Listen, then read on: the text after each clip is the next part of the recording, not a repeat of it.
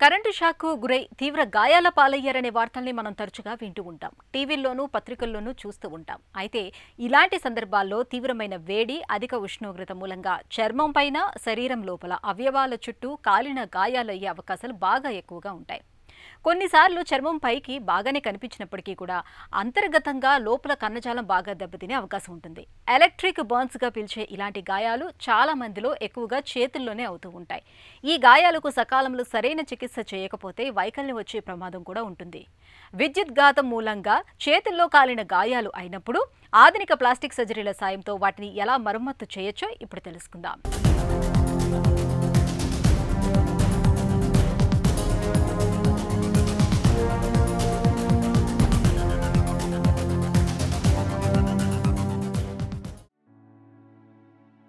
విద్యుత్ మనిషికి ఇప్పుడు నిత్యావసరం.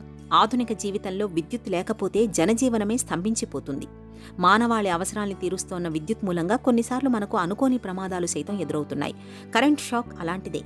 మానవ తప్పిదాలతో పాటు తెలిసో తెలియకో విద్యుత్ వైర్లను తాకడం, వాటిని పట్టుకోవడం వల్ల చాలామంది విద్యుదాఘాతానికి గురవుతున్నారు. ఇలాంటప్పుడు చాలా సందర్భాలలో కాలిన గాయాలతో బయటపడ్డమో లేదంటే ప్రాణాలు పోగొట్టుకోవడమో జరుగుతోంది. ప్రాణాలతో బయటపడిన వారిలో ఎక్కువ మందిలో చేతుల్లో కాలిన గాయాలనేవి ఎక్కువగా కనిపిస్తుంటాయి. సాధారణ కాలిన గాయాలతో పోలిస్తే ఇలాంటి ఎలక్ట్రిక్ గాయాలు చాలా భిన్నంగా ఉంటాయి. మామూలు కాలిన గాయాలనేవి ఎక్కువగా చర్మం మీదే ఉంటాయి. అదే విద్యుత్ తాలూకు గాయాల్లో చర్మం కింద సబ్ క్యూటేనియస్ భాగాల్లో తీవ్రత ఎక్కువగా ఉంటుంది. అక్కడే కణజాలం ఎక్కువగా దెబ్బతింటూ ఉంటుంది. ఒక్క మాటలో చెప్పాలంటే విద్యుత్ గాయాల తీవ్రత అనేది ఇన్వర్టెడ్ కోన్ ఆకృతిలో ఉంటుందని చెబుతారు డాక్టర్లు. ఎనీ ఎలక్ట్రికల్ బర్న్స్ జరిగినప్పుడు ఏంటంటే ఫస్ట్ ఐ థింక్ ప్రికాషన్స్ చాలామందికి తెలిసే ఉంటుంది. First switch off the source అనమాట. సోర్స్ని ఆపేయాలి. లేదంటే కనుక డైరెక్ట్గా మనం ముట్టుకోకూడదు ఆ పర్సన్ తోటి. లేదంటే మనం ఏదన్నా ఒక వుడెన్ దాంతో కానీ ఇంకేదన్నా అదర్ నాన్ కండక్టబుల్ మెటీరియల్ ఏదైనా ఉంటే కనుక దాంతో ఆ పేషెంట్ని మనం పక్కకు జరిపియాలి. అది జనరల్గా ప్రికాషన్ ఎప్పుడైనా చెప్తూ ఉంటాం ఈ ఎలక్ట్రికల్ బర్న్స్ ఎస్పెషల్లీ డే. ఎందుకంటే డైరెక్ట్ కాంటాక్ట్ లైవ్ వైర్ తోటి కాంటాక్ట్ అయిన పేషెంట్స్ మనం డైరెక్ట్గా పట్టుకోకూడదు. ఈ హ్యాండ్ ఏంటంటే ఎప్పుడైనా చూడాల్సింది ఏంటంటే ఫస్ట్ వన్స్ పేషెంట్ బాగున్నారు, ఫస్ట్ ఎప్పుడైనా సరే హ్యాండ్ జరిగినాక మనిషి బాగున్నాడా లేదా, alive or not, if is alive, ఏమన్నా అదర్ ఇంజురీస్ ఇంకేమన్నా జరిగినాయా ఆర్ ఇంకెక్కడన్నా. అంటే ఎందుకంటే ఎలక్ట్రికల్ బర్న్స్ జరిగినప్పుడు ఏంటంటే జోరులో పడిపోతూ ఉంటారు ఒక హైట్ నుంచి కానీ ఇంకెక్కడి నుంచి కానీ. ఆ పడిపోవటం వల్ల డ్యామేజెస్ వల్ల కొంతమంది పోతారనమాట. సో అలాంటివి ఇంకేమైనా ఉన్నాయి జరిగినాయి అని చూసుకుంటాం అనమాట. ఇవన్నీ చూసుకుని అంత ఏమి లేవు అనుకున్నాక ఫస్ట్ లోకల్ ఎగ్జామినేషన్కి వస్తాం. ఆ ఏరియాలోకి వచ్చినప్పుడు చూసినప్పుడు ఏంటంటే ఫస్ట్ హ్యాండ్ కానీ ఇంకేదైనా మోస్ట్ ఆఫ్ ది టైమ్స్ ఏంటంటే మనకి hand is the contact point అనమాట ఎప్పుడైనా ఎలక్ట్రికల్ బర్న్స్. ఈ హ్యాండ్లో ఫర్ ఎగ్జాంపుల్ ఒక వేలు కానీ 2 వేలకు కానీ ఎక్కడైనా తగిలింది అనుకుందాం స్విచ్ దగ్గర కానీ. And voltage also another important point. తక్కువ వోల్టేజ్ తోటి తక్కువ డ్యామేజ్ జరుగుతుంది. హై వోల్టేజ్ తోటి అరౌండ్ కొన్ని ఏంటంటే థౌజండ్స్ ఆఫ్ వోల్ట్స్ ఉంటాయి. అటువంటి వాటితో మొరాలెస్ ఇన్స్టెంట్ డెత్ అవ్వచ్చు, లేదంటే జస్ట్ న్యారో ఎస్కేప్ అవుతుంది అనమాట. అటువంటి జరిగినప్పుడు డ్యామేజ్ ఇంకెక్కువ ఉంటుంది అనమాట. ఈవెన్ అటువంటి వాటిల్లో కూడా హై వోల్టేజ్ డ్యామేజ్లో ఏం చేస్తే అవుట్ సైడ్ డ్యామేజ్ తక్కువే ఉంటుంది, లోపల డ్యామేజ్ ఇంకెక్కువ ఉంటుంది. అసలు ఎలా పాస్ అవుతుందంటే ఈ కరెంట్ అనేది లీస్ట్ రెసిస్టెన్స్ మెటీరియల్ ద్వారా పాస్ అవుతూ ఉంటాయి. ఎక్కడ లీస్ట్ రెసిస్టెంట్ మెటీరియల్ అంటే బాడీలో స్కిన్ కంటే కూడా రెసిస్టెన్స్ తక్కువ ఉన్న మెటీరియల్స్ కొన్ని ఉన్నాయి అనమాట. ఫర్ ఎగ్జాంపుల్ ఎక్కడైతే వాటర్ ఎక్కువ ఉందో blood vessels, nerves, even muscles, వీటిలోంచి చెప్పాలంటే ఇంకా బోన్కి పక్క నుంచి ఎక్కువ డ్యామేజ్ అవుతూ ఉంటుంది అనమాట. బోన్ చుట్టూత యూజువల్గా ఏంటంటే మజిల్స్, వాస్కులర్ స్ట్రక్చర్స్, నెర్వ్స్ ఉంటాయి, దాని పక్కన మజిల్స్ ఉంటాయి అన్నమాట. సో వీటిలో నీరు అనేది ఎక్కువ ఉంటుంది, వాటిల్లోంచి కరెంట్ పాస్ అవుతూ ఉంటుంది అనమాట కంపేర్ టు అవుట్ సైడ్ దానికంటే కూడా. సో వాటిల్లోంచి కాసేటప్పుడు ఎక్కువ కరెంట్ అక్కడ మోతాదు పోతూ ఉంటుంది, తక్కువది బయటకు వస్తుంది అనమాట. సో వాటిలోంచి వెళ్ళేటప్పటికంటే డ్యామేజ్ ఈజ్ మోర్ ఇన్సైడ్ అనమాట మనకు కనపడింది. ఎవరైనా కరెంట్ షాక్కి గురైనప్పుడు ముందుగా పవర్ బటన్ స్విచ్ ఆఫ్ చేయాలి. చీపురు, కర్ర లేదా చెక్కతో ఆ మనిషి నుండి విద్యుత్ కనెక్షన్ను దూరం చేయడానికి ప్రయత్నించాలి. ఎలక్ట్రిక్ షాక్ వల్ల చర్మం పైన, శరీరం లోపల కాలిన గాయాలవుతాయి. వోల్టేజ్ తీవ్రతను బట్టి గాయాల తీవ్రత ఉంటుంది. విద్యుత్ షాక్కి గురైనప్పుడు వారికి శరీరంలో ఏ భాగంలో మొదట కరెంటు ప్రయాణం మొదలైందో దాన్ని బట్టి అంతర్గత అవయవాలపై ప్రభావం పడుతుంది. ఉదాహరణకు 2 చేతుల్లో కరెంట్ వైర్ పట్టుకుంటే మొదటగా కరెంటు ఊపిరితిత్తులు, గుండె వంటి వాటిపై ప్రభావం చూపుతుంది. అదే కరెంట్ వైర్ తలకు తాకినట్లయితే ఆ కరెంట్ షాక్ ప్రభావం పొట్ట, మూత్రాశయం వంటి అవయవాలపై ఎక్కువగా ఏర్పడుతుంది. అలాగే ఊపిరితిత్తులు, గుండె కూడా ఎంతో కొంత ప్రభావితం అవుతాయి.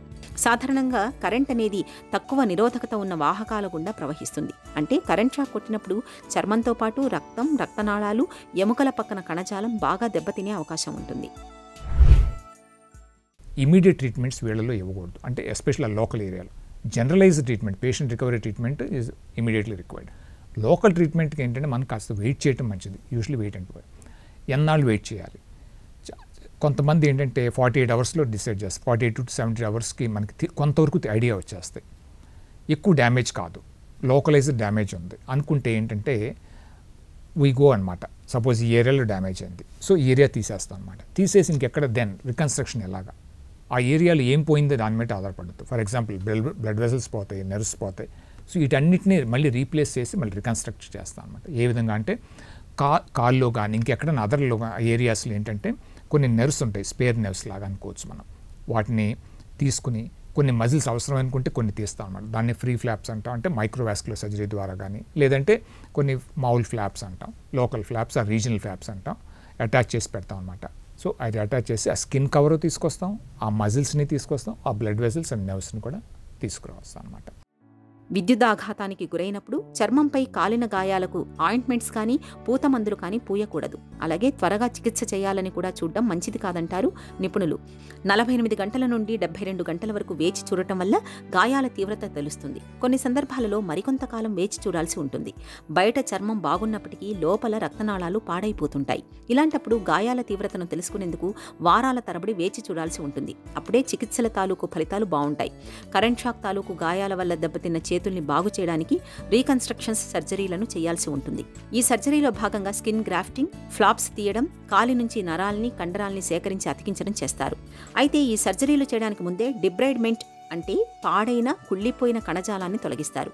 గాయం నుంచి స్వాబ్ తీసి కల్చర్కి పంపిస్తారు. ఏదైనా ఆర్గానిజం గ్రోత్ ఉందని తేలినప్పుడు యాంటీబయాటిక్స్ ఇచ్చి అది తగ్గిన తర్వాతే రీకన్స్ట్రక్షన్ సర్జరీలు చేస్తుంటారు. One of the worst forms ఏంటంటే ఎలక్ట్రికల్ బర్న్స్లో వోక్మన్స్ ఇస్కెమిక్ కంట్రాక్చర్స్ అంటాం. ఏంటంటే వాళ్ళకి పైన ఏముండదు, బాగుంటుంది, పోను ఏంటంటే ఆ మజిల్స్ మొత్తం చేయి సన్నబడిపోతూ ఉంటుంది. వాళ్ళకి ఫిక్స్డ్ ఇలా రిజిడ్గా తయారైపోతారు, ఇలా కుంచుకుపోతూ ఉంటాయి, కంట్రాక్ట్ అయిపోతూ ఉండి కుంచుకుపోయి ఇలా వెళ్ళిపోతాయి అనమాట. వాళ్ళు చేతులు ఇలా వెనకలేరు, ఏమి చేయలేరు, అంటే గట్టిపడిపోయి ఫైబ్రోసిస్ ద్వారా దాన్ని లాగేసుకుంటూ ఉంటుంది అనమాట.